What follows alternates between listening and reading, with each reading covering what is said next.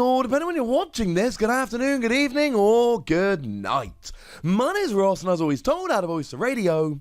So today, we've got another one of those Apple Pokemon that we need to be taking a little bit of a look at. You see, we've already had a lovely little chat about Appleton.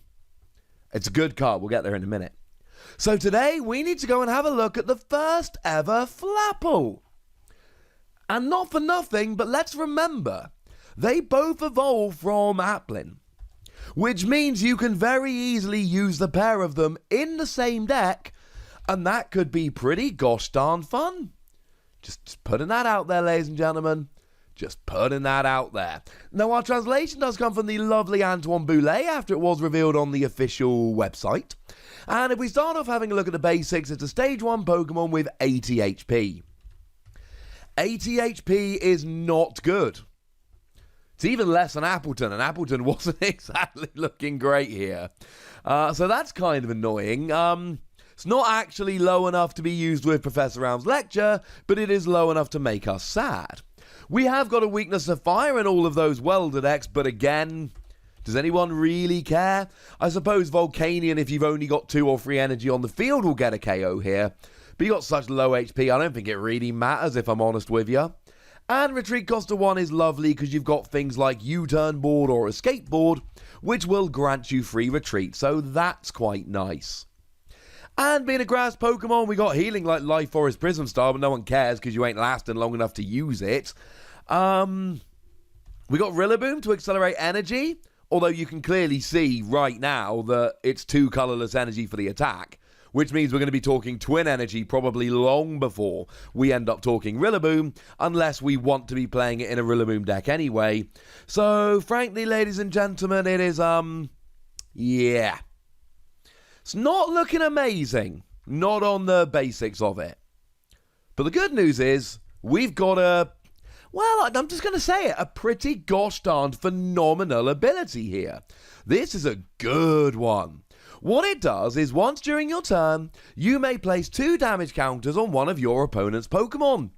If you do, you shuffle this Pokemon and all cards attached to it into your deck. Yeah, this is pretty gosh darned phenomenal. This is awesome. I mean, I really cannot say enough good things about this. Now, if we still had Forest of Giant Plants, this would have the potential to get out and out over the top dumb, because you could just keep evolving up, doing the damage, putting it in your deck, and then getting it out and evolving it up and going. That would be pretty awesome. Let's just say it's probably for the best for all of our sanities that Forest of Giant Plants has gone and been banned and expanded as well, because it's, rotated out of standard. This is a phenomenal ability. It should be fairly reminiscent of, for instance, Frogadia's ability, the one from Forbidden Light, which is getting ready to rotate out. But the thing is, it's better than Frogadia's ability for 2 reasons. This isn't a great attack. We'll get to the attack in a minute. It's better than Frogadia's attack, but it's not wonderful. So they both suck at attacking. So they're both really there to just drop damage. Well, once you've dropped damage, you know what would be awesome? If it got off the bench and stopped hogging a bench space. Oh, it actually does. Cool. And with it being a really good ability, but one that then basically sits there doing very little afterwards, what would be awesome is being able to reuse it. Oh, you can? Oh, that's awesome. You see, the whole you've got to shuffle it into your deck after you do the damage actually works out brilliantly here. Because you don't want it taking up a bench space. And you do want to use the ability over again. So, why not? Yeah, that's kind of awesome. I adore this. I would much rather have this back in my deck than I would have it just sitting up there taking up a bench space. The other thing that I adore about this is that you don't have to do the damage when you evolve up. Now, there is the possibility here that you evolve up, and then your opponent goes and drops a boss's orders, it's Lysander, and then drags it into the active and KOs it before you can do the extra 2 damage. Well, if they do, they do. And if you're worried about that, do the damage when you evolve up. You've still got the option of doing the damage the turn you evolve. You can do it that way. Or you can leave it there and wait until you're ready. The choice is yours.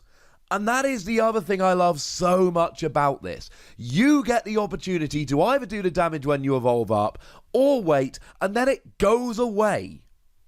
And then it leaves the bench open for something else. And at this stage, I should mention there is one awesome thing about it being, actually two awesome things about it being a grass Pokemon.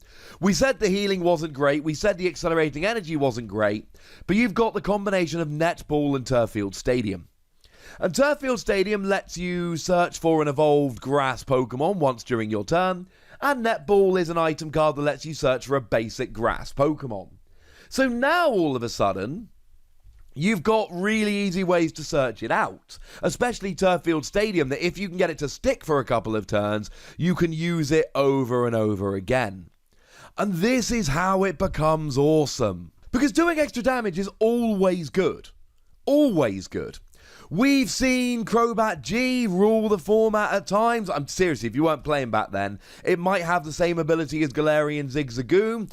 It's hard to overstate quite how impactful that card was at the time. We've seen Plus Power be good in various formats over the years.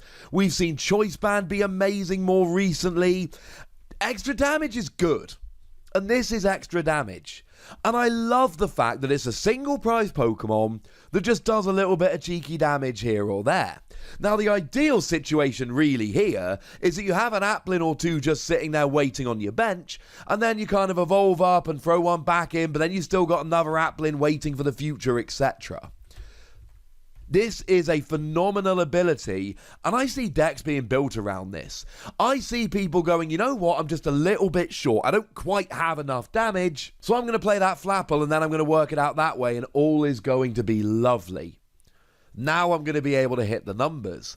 And you're just evolving it up and using the Stage 1 ability. It really doesn't matter whether you actually play it in a grass deck or not. Not to mention, of course, that this is also great for Ditto Prism Star. Ditto Prism Star can evolve into any Stage 1. This is a Stage 1, and then you shuffle it back in your deck, ready to use for another Stage 1 later. That's kind of cool. Now, there is an attack here. The attack is actually not terrible. It's not the reason we play the card, let's be clear. It's not terrible, though. 2 colorless energy, 60 damage, flip a coin, if heads, discard an energy attached to the defending Pokemon. I'm not going to tell you this is a phenomenal card and a reason to play it. No, I'm really not. However, it's a twin energy, or a Rillaboom, or a Welder, and you are still hitting for grass weakness. So if you end up with something that's weak to grass, this will do 120 for 2 energy, which isn't terrible. It's not great, but it's not terrible. And then you might get lucky on a coin flip and get rid of one of their energy. Okay, you could fix it by using the supporter card Will, but I'm not sure if that is a great idea, if I'm honest with you. So this is alright. It's a handy bonus. But we do need to remember at this stage that Applin is also a thing. It's got the ability where once during your turn, flip a coin. If heads, you get to switch your opponent's active with one of their benched basic Pokemon. Which means that you've got a little bit... It's basically Pokemon Catcher, but only for basic Pokemon. And that comes from the same evolution line as this. Now, you can still only play 4 Applin, 1 Ditto, but you could, in theory, play 4 Flapple and 4 Appleton. And to be fair, Flapple is one you may wish to kind of overplay. You may wish to play 1 or 2 more than you technically need to, so that you can increase the chances of actually drawing into it when you need to, so that you can get that extra damage on. This, for my money, is one of the more exciting cards from Rebellion Crash. This is one of the more exciting cards that we've actually seen in this expansion. And I know we've got other ways of doing cheeky damage at the moment, but I think the closest analog to this we've got at the moment is Volcarona GX. And just to be clear, I don't think Volcarona GX is actually as good. Volcarona GX sits on the bench as a 2-prize Pokemon, and you may discard a fire energy from your hand and deal 2 damage to one of your opponent's Pokemon. Well, now you need the Stage 1 and the energy rather than just the Stage 1. And it's sitting on your bench, taking up a bench space for the entire time, and you've got to discard a fire energy from your hand. I'll be honest with you, I prefer Flapple. I'm giving this 4 Wassies, and I might end up being proven wrong, but Froggedier's seen a bit of play, and Golbat was pretty good. So this seems like it might be good as well. No, there isn't a stage 2 that evolves and does 3 damage, but you know what? The fact that you can reuse this over and over and over and over again, I think really does make a difference. But I want to know what you think. So let me know in the comment section. Go nuts. Be nice. And then make sure you like this video, subscribe to this channel, follow me on Twitter at @TheWassie, and Twitch for some live action at twitch.tv/PTCGRadio. If you want to support the channel, get some bonus podcasts and all that good stuff, head on over to patreon.com/PTCGRadio, where you can do exactly that. And please do make sure you're checking out youtube.com/WassiePlays, where you can find out about a whole bunch of games that don't have any Pokemon in, but are pretty gosh darned awesome regardless. But by far the most important thing as always, look after yourselves till next time, would ya? Thank you very much for watching. My name's Ross, and you've been watching PTCG Radio.